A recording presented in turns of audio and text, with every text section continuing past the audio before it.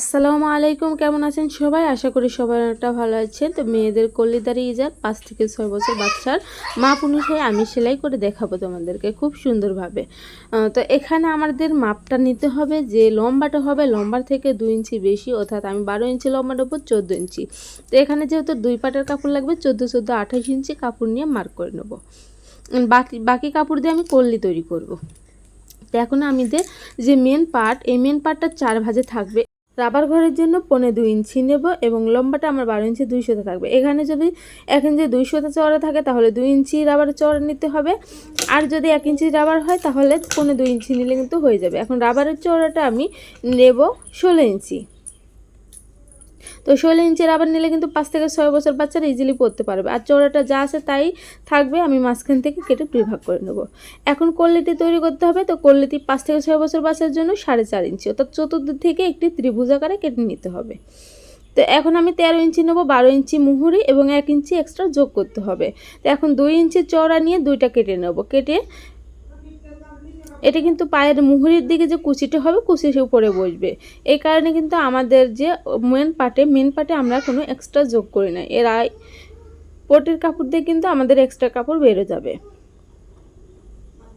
তাই এখন আমি একটি পার্ট এখান থেকে নিয়ে নেব। তো এখান থেকে যে নিচের পার্টটা, মেন পার্টের নিচের অংশ, অর্থাৎ আমাদের যে হাঁটুর অংশে থাকবে, এটাকে আমরা ছোট ছোট করে কুচি দিয়ে নেব। তো বাচ্চার যে মুহুরি অনুযায়ী কিন্তু এটা কুচি দিতে হবে। কুচি দেওয়া হয়ে গেলে পটির কাপড়টা নিয়ে নিতে হবে। তো পটির কাপড়টা আমরা সোজা সাইডে রাখবো এবং যে মেন কাপড়টা উল্টা থাকবে, অর্থাৎ আমাদের যে পট্টির কাপড়টা সামনের দিকে আসবে সেই হিসাবে সেলাইটা দিতে হবে।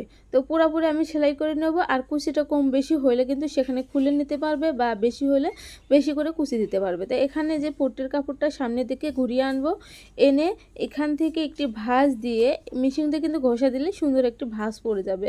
এখন আরেকটি ভাঁজ দিয়ে যে সেলাইটা রয়েছে, কুচির সেলাই, এই সেলাইয়ের উপরে এই পটির কাপড়টা রাখতে হবে। আর পুরো যে পটির কাপড়টা ভাঁজ চিহ্ন এক মাপে হয় তাহলে কিন্তু সুন্দর লাগবে। তো 2টা পার্টই একইভাবে কুচি দিয়ে সেলাই করে নিতে হবে। 2টা পার্ট আমি সেলাই করে নিয়েছি অফ ক্যামেরায়। পট্টি সেলাই করার জন্য একটি পার্ট নিয়ে নেব। 2 ইঞ্চি রাবার ঘরের নিচে থেকে আমাদের হাইটা নিতে হবে হিপের 3 ভাগের 1 ভাগ যোগ 1 ইঞ্চি, অথবা লম্বাটা যদি বেশি নাও তাহলে অবশ্যই নিচে থেকে 1.5 ইঞ্চি উপরে পট্টিটা সেলাই করতে হবে। আর হিপের মাপ নিয়ে নিলে কিন্তু সব থেকে বেশি পারফেক্ট হয়, যেহেতু ঝুল ছোট বড় একজন নিতেই পারে। তো এখন এখান থেকে আমরা পট্টির কাপড়টা যে 1.5 ইঞ্চি উপর থেকে সেলাই করে একটি চাপ সেলাই বসিয়ে নিয়েছি।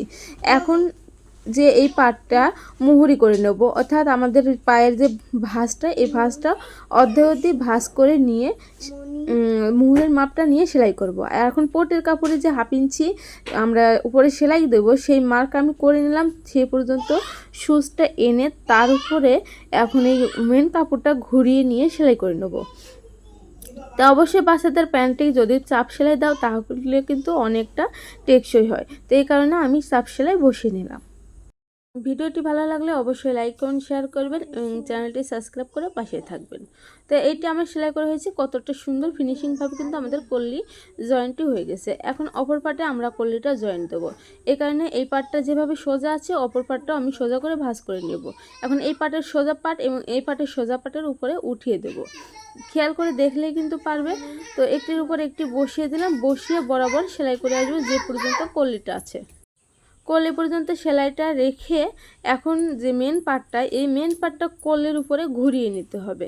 তো খুব সাবধানে ঘুরিয়ে নিতে হবে। তার আগে মুহুরি যে নিচের থেকে 1.5 ইঞ্চি উপরে দেব, যাতে এখানে 2টা পা আলাদা আলাদা না হয়ে যায়।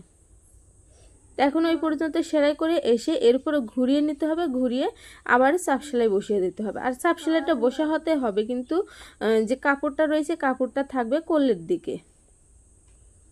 তো সেলাই করার পরে একই নিয়মে এই পাউটাও আমরা অর্ধ ভাঁজ করে নিয়ে মুহুরির মাপটা নিয়ে নেব। তো মুহুরি আমি 12 ইঞ্চি 6 ইঞ্চিতে মার্ক করব। মার্ক করে নিয়ে এটাও যে কল্লি আছে, কল্লির আধা ইঞ্চি উপর পর্যন্ত সেলাইটা রাখবো। তো আমি দাগ করে তোমাদের বুঝিয়ে দিচ্ছি। তো পর্যন্ত সেলাইটা রেখে সুচটা কিন্তু গেঁথে নিতে হবে। এখন 2টা কাপড়কে অ্যাডজাস্ট করে নিতে হবে যাতে ছোট বড় না হয়। তো যদি ছোট বড় হয় হালকা করে টেনে দিলে কিন্তু এটা কিন্তু ছোট বড় হওয়ার সম্ভাবনা থাকবে না। এখনও আবারও এটাকের উপরেও আমরা চাপ সেলাই বসিয়ে নিব। ভিডিওর কোনো জায়গায় যদি বুঝতে তোমাদের অসুবিধা হয় তাহলে অবশ্যই আমাকে জানাবে কমেন্টের মাধ্যমে, আমি উত্তর দেওয়ার চেষ্টা করব। তো সুন্দর করে চাপ সেলাইটা বসিয়ে এখন সুচটা কেটে বের করে নেব। তো এখন দেখো যে কলিটা কত সুন্দর ফিনিশিং হয়েছে। অবশ্যই এক কালার কাপড়ের উপর ভালো বোঝা যায়, এটার উপর বোঝা যাচ্ছে না। তো আমি কিন্তু তোমাদের জন্য চেষ্টা করব ভালো করে ভিডিও দেওয়ার জন্য। এখন 16 ইঞ্চি রাবারটিকে সুন্দর করে সেলাই করে নেব। এখন মুহুরি নিচে থেকে আমরা লম্বার মাপটা নেব। 12 ইঞ্চি আমাদের লম্বাটা থাকবে। এই 12 ইঞ্চিতে লম্বার মার্ক নিয়ে বাকি কাপড় দিয়ে রাবারটা সেলাই করে দেবো। আর রাবার সেলাই ভিডিও কিন্তু আমার চ্যানেলে অলরেডি দেওয়া আছে, তারপরও অনেকে তোমরা খুঁজে পাও না, এই কারণে কিন্তু আমি দিয়েছি তোমাদের রাবার সেলাইটা। তো রাবার যখন সেলাইটা হয়ে যে রাবারটা ফুরিয়ে আসবে তখন এক সাইড থেকে টানলে কিন্তু কাপড়টা কুচি হয়ে একদিকে বের হয়ে যাবে আর রাবারটি বেরো যাবে। তো তোমরা খুব সুন্দর করে দেখে নিলে কিন্তু পারবে। তো এত কষ্ট করে তোমাদের জন্য ভিডিও বানাই, তোমরা কিন্তু লাইক কমেন্ট করো না, এতে আমি অনেকটা কষ্ট পাই। তো সুন্দর করে রাবারটা সেলাই করার পরে রাবারের উপরে টেনে টেনে ধরে রাবারটা সেলাই করে নেব। এতে কিন্তু আমাদের প্যান্টটি কমপ্লিট। তো সুন্দর যে কলি দিয়ে এই প্যান্টটি তৈরি করে নিতে পারবে খুব সহজে। এই পর্যন্তই, আল্লাহ হাফেজ।